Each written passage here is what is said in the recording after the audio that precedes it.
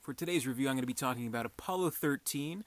This is actually one of my favorite movies. This was nominated for Best Picture 1995. Didn't win, lost to Braveheart, but whatever. I'm a big fan of science fiction films. I think it's just a genre full of endless possibilities. And we've seen the imaginations of filmmakers just run wild, exploring this genre, exploring everything that science fiction has to offer, in particular, in any kind of like space travel, any kind of journeying into the beyond, things like that. From George Méliès's A Trip to the Moon to Stanley Kubrick's 2001: A Space Odyssey to Alfonso Cuarón's Gravity. There's everything in between too.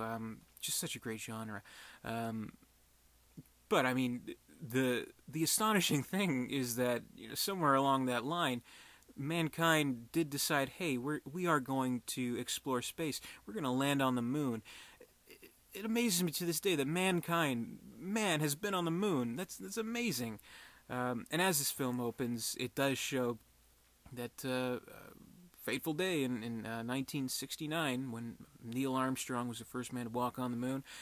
We see all the celebrating. We see the space program, the eager other guys from the program, including Jim Lovell. Very, very much happy, but also very much anxious to get their next shot, be the next in line to go into space. So we kind of start with that. But where the movie finds itself a few short years later, early 70s, is that there is a beginning decline in the space program, where there doesn't seem to be much interest in going to space anymore, mainly because it was kind of it was like a national kind of thing where America, they're beating the Ruskies to the moon. The international space race was won by America. Canada would have gotten to the moon first, but they had to stop for beer on the way first, eh? So that's a true story. Look it up. But this is 1972. This movie takes place, I believe.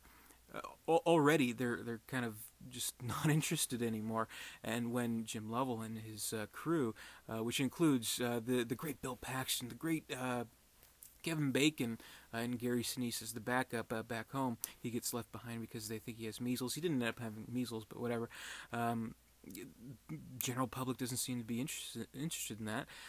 They'd rather watch I Dream of Jeannie marathons, apparently, which is kind of sad.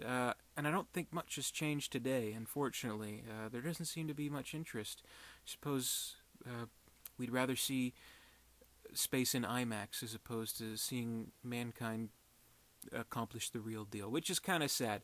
We're capable of so much more. But that's besides the point. This movie is kind of about that spirit, where interest is sparked in this mission once again when it goes wrong. This is Apollo 13. They kind of laugh off all the superstitious elements of their journey. They kind of joke about it. They're like, oh, a farmer just wrote us. They said we should take a pig into space for good luck or something. I tested all the stuff on black cats and walked under a ladder. Things like that. They're kind of joking off, but it would so happen that everything goes wrong. Shit. But it is about that spirit, about what first kind of took the nation's heart in the very first people in this space program. Another movie where I would consider this almost like a spiritual sequel to The Right Stuff, which also has Ed Harris in this movie. It was just that. It was the right stuff. Breaking the sound barrier. Being these amazing people. Astronauts are fucking amazing people. And it goes to show in this movie. So what it really is about the spirit to survive. And them having that right stuff. And that can do, that know-how, those resources, that will, that amazing spirit that shows in this movie. And I think it's done so incredibly well.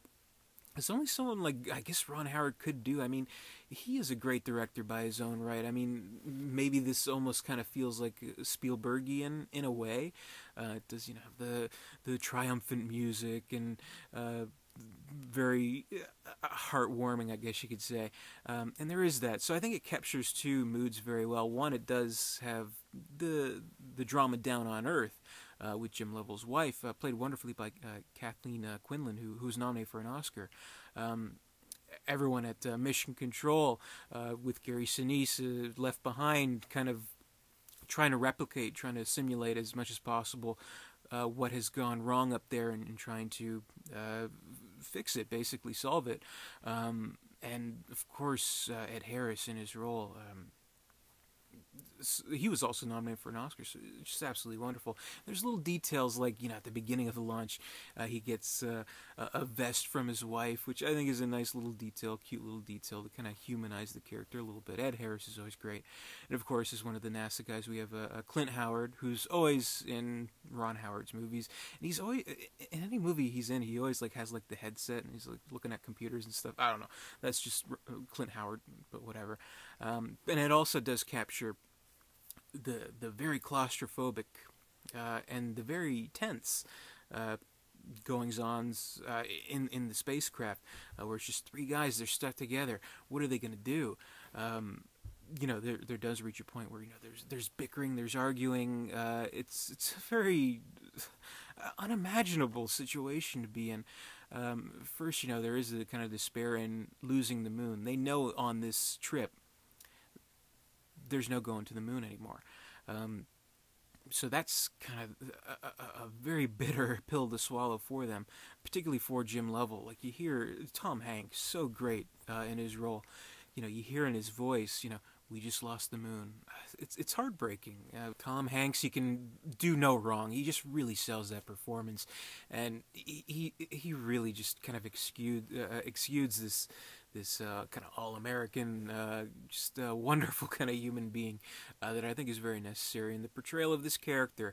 And of course, this is a true story. All this stuff happened. I mean, with any movie, you can poke little holes. This didn't happen quite this way. This happened this way. This took a little bit longer, but I mean the spirit remains the same. This actually did happen, and this is an amazing story about the will to survive, about the know-how to do that, and about that great spirit that these great men, these astronauts, these amazing people who venture off into the unknown.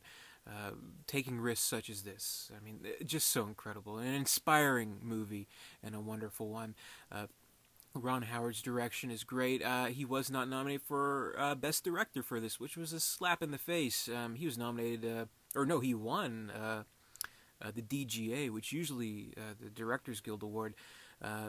That's 90% accurate to tell you who would go on to win the Best Director Oscar. Meanwhile, he didn't win. Mel Gibson did. So there's that. But not to take away from this great movie about this inspiring true story. These great men out there, just so well done in every possible way. The drama is high. It does really create a realistic portrayal, I would think. I think they did film, at least in some parts, in zero gravity, like how they would dip planes down. I don't know. I haven't watched too many behind-the-scenes stuff on it. I like to kind of keep the illusion.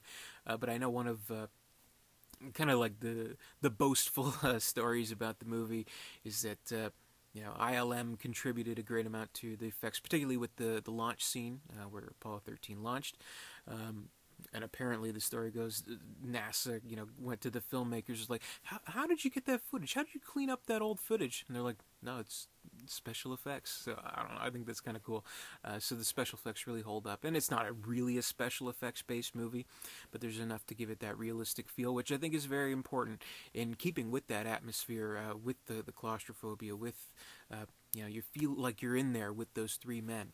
And at the same time, you feel like you're down there on Earth with all the people concerned. So it creates these powerful emotions. I think it's just a wonderful movie. Should it have won Best Picture? Possibly. I'd say it's hard to really compare Braveheart versus Apollo 13. How do you really compare those movies? But on personal aspects, I'd say I like Apollo 13 just maybe a little bit better.